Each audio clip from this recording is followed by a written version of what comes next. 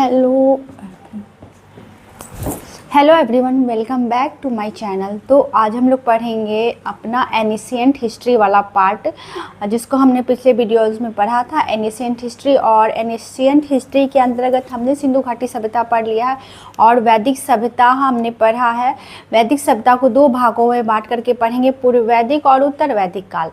तो हमने वैदिक काल के बारे में पढ़ा कि वैदिक काल जो था वो वेदों पे आधारित काल था और इसे कृष्ण द्वैपायन ने लिखा था। और ये वेदों का सर्वप्रमुख काल रहा, जिसमें पहले वैदिक युग को ही सबसे पुरानी व्यवस्था माना जाता था। लेकिन सिंधु घाटी सभ्यता का पता चलने के बाद पता चला कि सबसे ज़्यादा पुरानी सिंधु घाटी सभ्यता है, उसके बाद वैदिक सभ्यता है।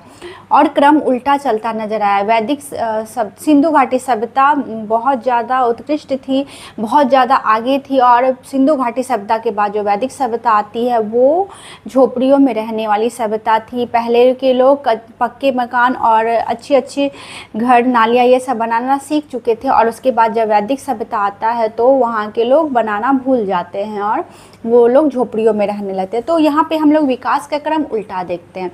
उसके बाद हमने पढ़ा था कि कौन कौन से वेद होते हैं, 4 वेद होते हैं। और चारों वेदों के बाद हमने पढ़ा कि किसे कौन गाता है। ये सारा आपको देखना है तो आप लोग जाके प्लेलिस्ट में जाके चेक कर सकते हैं वैदिक काल वाला चैप्टर, तो आप लोग को सारा कुछ पता चल जाएगा।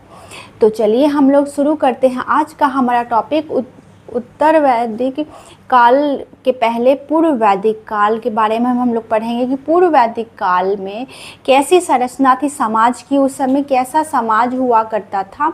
तो चलिए शुरू करते हैं। आज का हमारा टॉपिक पूर्व वैदिक काल 1500 से 1000 BC के आसपास